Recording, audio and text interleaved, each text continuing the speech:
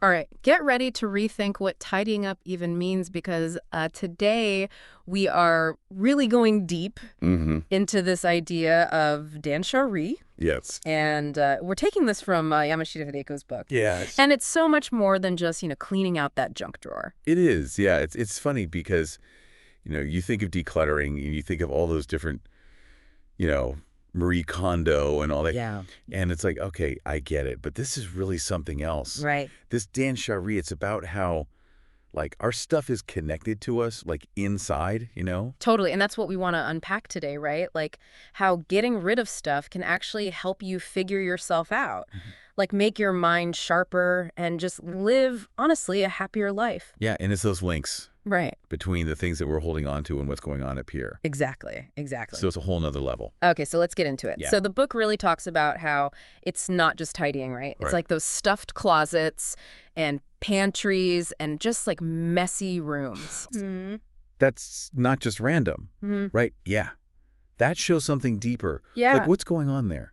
Well, she really brings it home that stuff that we see outside, all that clutter, that's a reflection of our thoughts, negative thinking Oh, wow. and our emotions. It's we're holding on to things we don't even need. Right. Maybe we feel guilty about buying stuff or we're just not even facing what we really want, It's almost like your stuff is I don't know, a symbol of all that mental baggage. Yeah. And what's amazing is the book says by getting rid of that stuff. Yeah.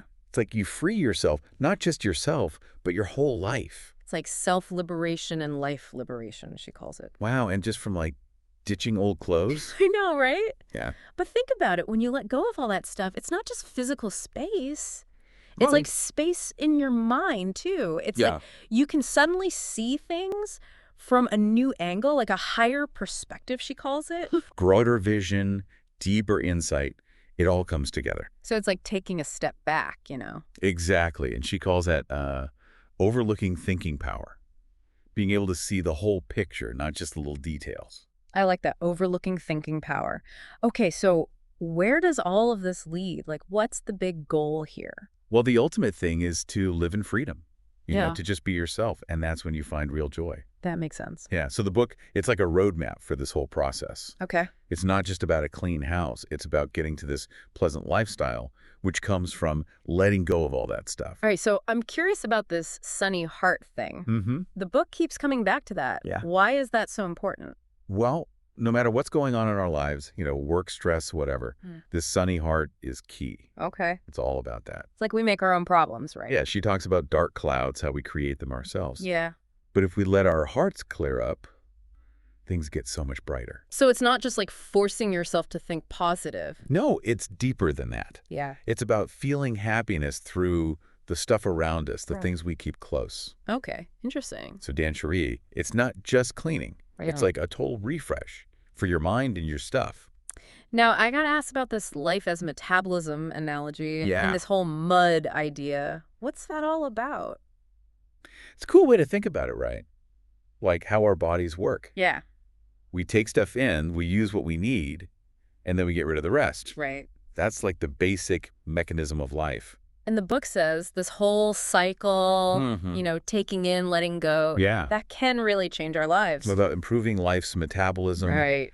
getting back to that original healthy way of living, but even better. It can even lead to big changes, right? Totally, changing careers or relationships even. Wow. It all connects. So our lives are all about adding more and more, right?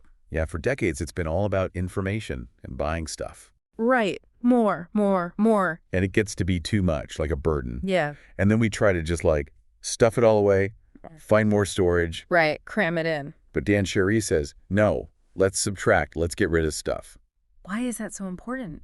Because all that piling up, it's our homes become a swamp, a sewer. That's a bad image. I know, right? But it's when your body's metabolism slows down, you get toxins building up. All right. It's a pre-disease state, she calls it. Not sick, but not healthy either. And she talks about that detox retreat in Thailand, right? Where people lost so much weight just by, letting go. Exactly. It's a powerful example of what discarding can do. Okay, so why do we accumulate so much in the first place? Yeah, she talks about a few reasons. Well, first off, we're just bombarded with stuff, right? Yeah, it's everywhere. We make way too much. We're always buying. Right, it's tempting. then there's this lack of understanding, like what's a healthy amount of stuff to have? Yeah, we know about decorating and storage, but not about how much is enough. Right. And then we've got these old ideas, don't waste, cherish things. From our parents and grandparents. Yeah, and that made sense back then, but things are different now. Totally different. And of course, there's the whole consumer machine, Yeah. making us want things we don't even need. They create needs we never even knew we had. It's true. And it's easy to get swept up in that if we're not careful. So you've been doing these断捨離seminars for a while now. Yeah. And you've noticed a change in the people coming, right? Mm-hmm. A big change, actually. What is it? Well, like 15 years ago, people were more, irritable. Oh, really? Yeah, they'd blame their families for the mess, like taking it out on others. Interesting. But lately it's different. People seem more down, like depressed. Mm-hmm. The energy's heavier. They're not expressing their emotions as much. What do you think that means? Well, that anger from before, it wasn't good, but at least people were letting it out. Yeah, it was a release. But this depression, it's like a weight on everyone. People stop thinking clearly. Right. It affects the whole household. And I've seen so many homes where the clutter seems to be part of that. Like it's making people withdraw or even get depressed. That's sad. It is. But there's hope, Change can happen. Okay, good. She talks about this couple from a TV show, Chico and her husband. Oh, yeah, I remember that one. Their living room was a disaster, stuff everywhere. And Chico, she had all these excuses. We're busy, we need it all. Right, the usual reasons. But she didn't just jump in and tell them what to do. Oh, what did she do? She just listened, let them talk without judging. That's interesting. And after hours of that, she just said, keep what you truly want. And that's all. And it was amazing. Chico started getting rid of stuff, like all these fans. She kept only a few special ones. Wow. Her husband did the same with his fishing gear. So what was the lesson there? They changed because they realized it themselves, not because someone forced them. That makes sense. It's like a switch flipped inside them. Okay, so let's talk about this self-axis versus goods axis thing. Yeah, that's huge in断捨離. Right. It's about how we decide what to keep. So the key is you got to look at whether something is right for you right now. Okay. Not just if it still works.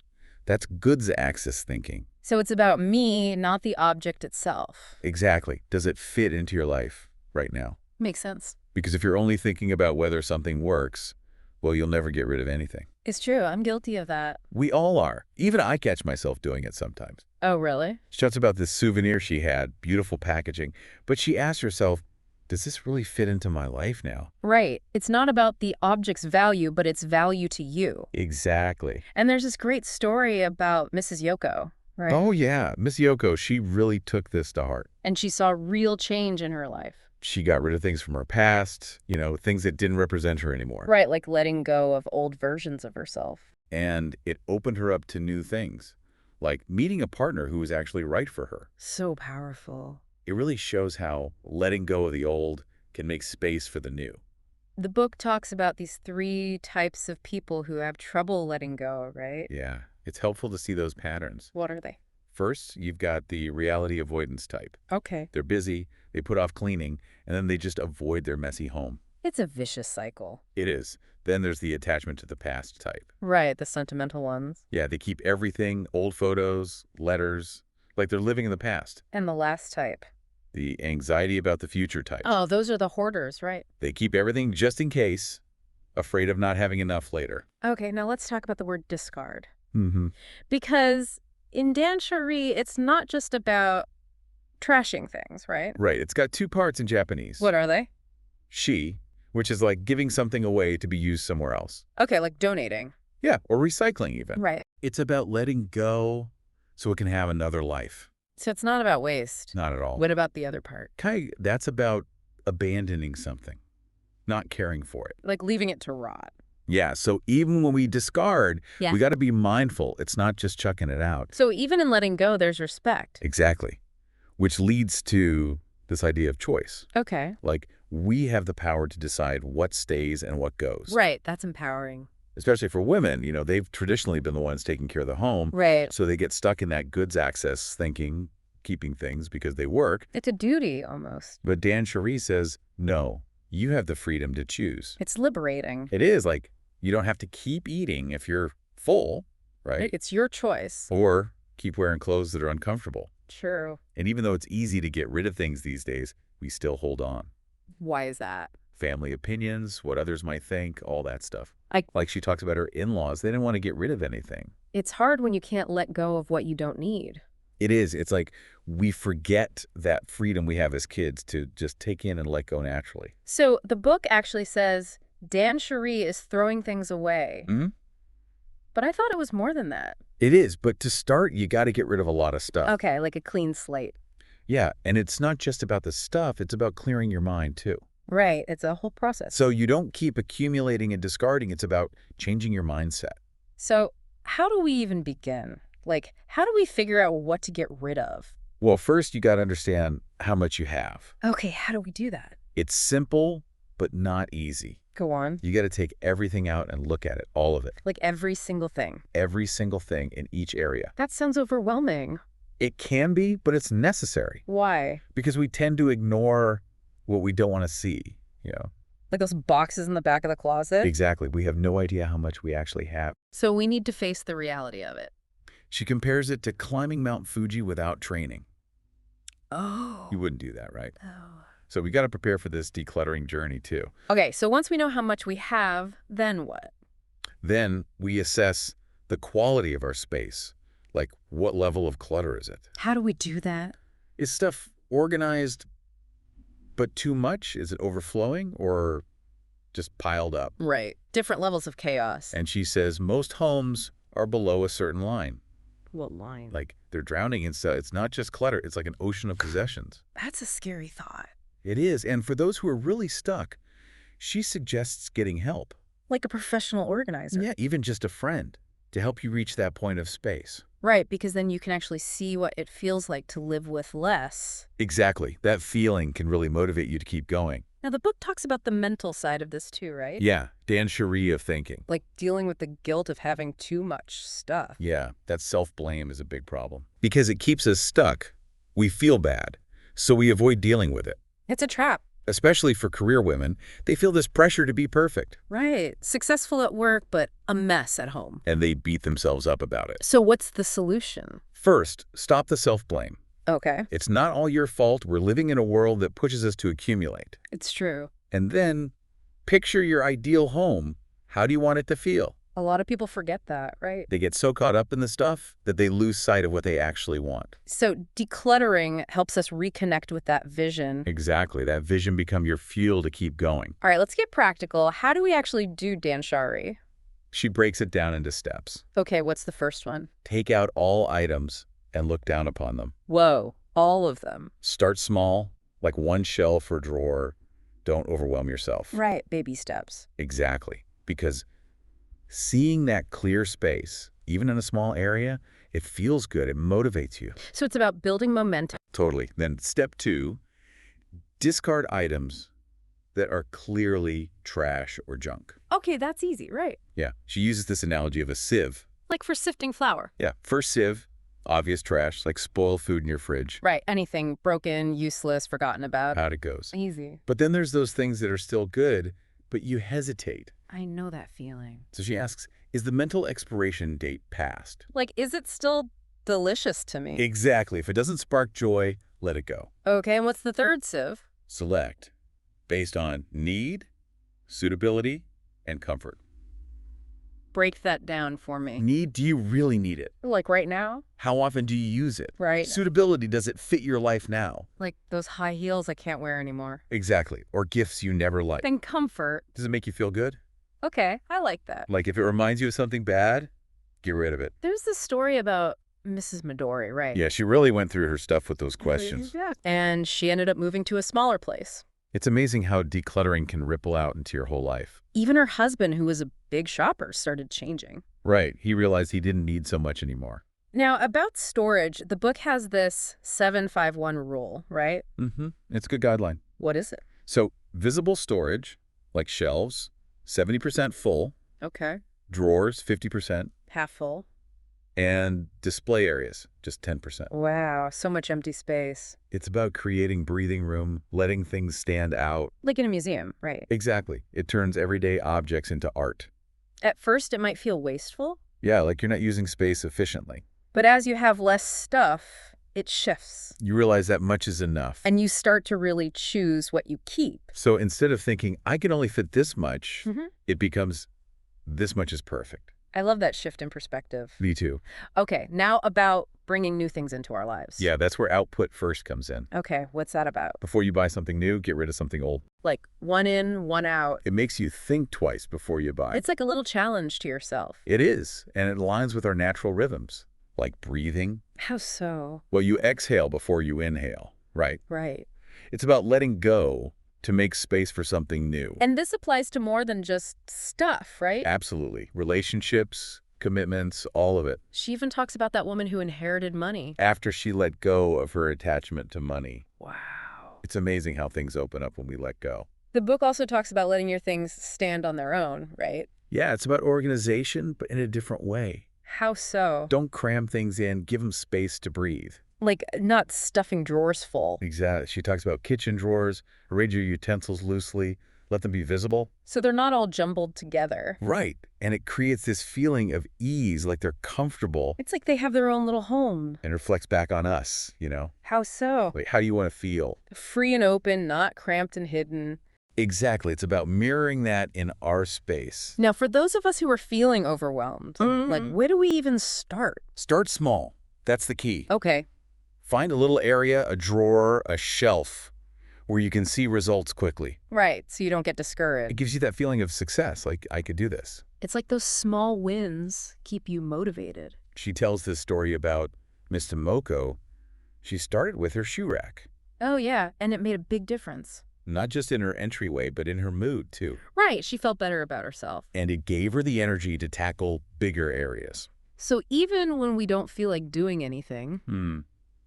We all have those days. And there's a way to start, right? Focus on output. Just get rid of stuff. Yeah, it's about recognizing that our physical space is connected to our mental and social well-being. It's all connected. So even if you don't feel like decluttering your whole kitchen. Just do a little bit. Exactly, like clear out the expired stuff from your fridge. Okay, that's manageable. And it creates this feeling of lightness. It might even inspire you to do more. So the book gives advice for different areas of the home, right? Yeah, like starting with the kitchen. The heart of the home. It's about making things easy, you know. Right, less hassle. Like she talks about the one action principle, be able to reach everything easily.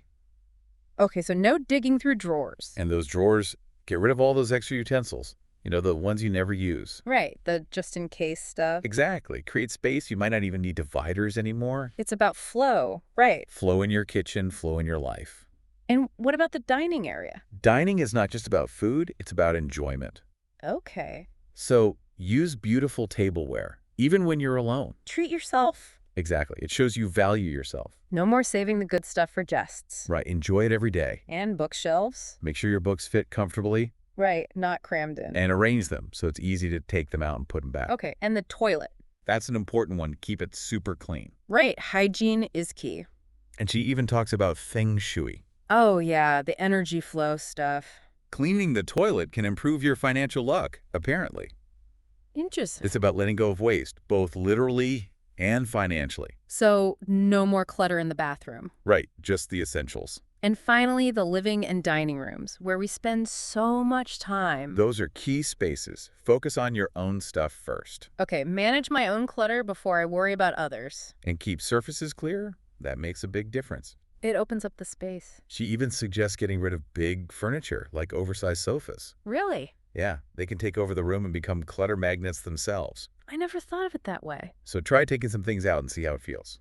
Now, about getting rid of stuff, a lot of people struggle with that. Yeah, that's a big hurdle. What about selling things or giving them away?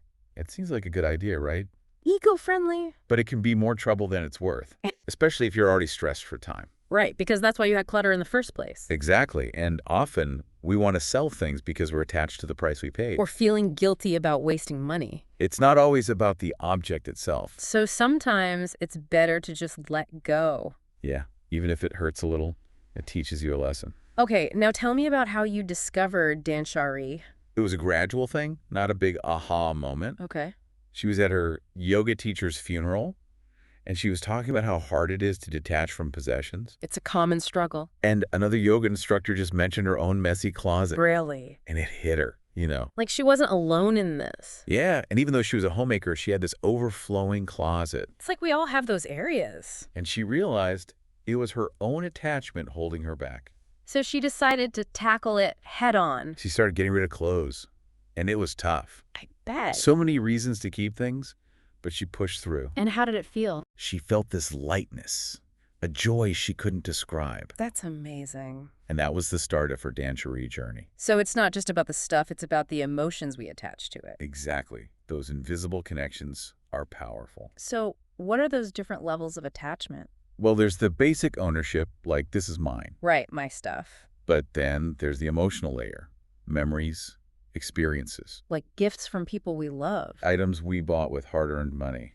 Right. It's not just the object itself, it's what it represents. Exactly, and that makes it harder to let go. The book talks about how Danchery can help us deal with deeper issues too, right? Yeah, like Mrs. Cade's story. What happened there?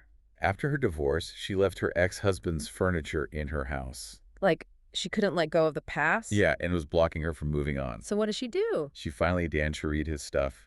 And how did that feel? It was a release. She felt lighter, like she could finally accept her new life. Wow, so powerful. It shows how our stuff can hold us back emotionally. The book even connects decluttering to becoming more intelligent.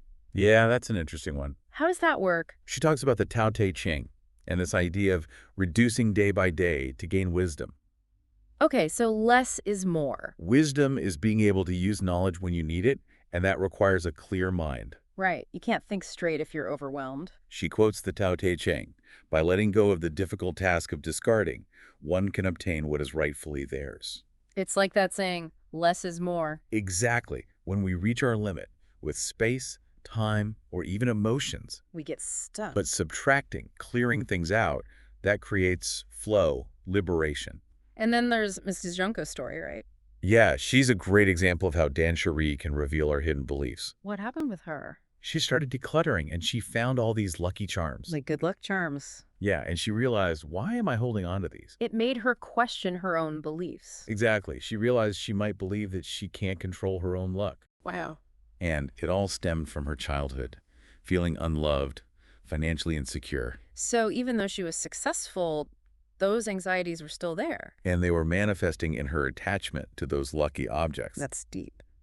But through Danchery, she saw those patterns. She started to believe in herself. So powerful. It's about taking back control of your life. The book talks about this experience you had at Koyasan, right? Yeah, that was a turning point for me. Tell me about it. So Koyasan is this sacred mountain in Japan, and the temple lodgings are very minimalist. Okay, so simple, clean. And I felt this incredible peace and purity there. It's like the space itself had a special energy. It did, and it made me realize that you don't need a lot of stuff to create a beautiful,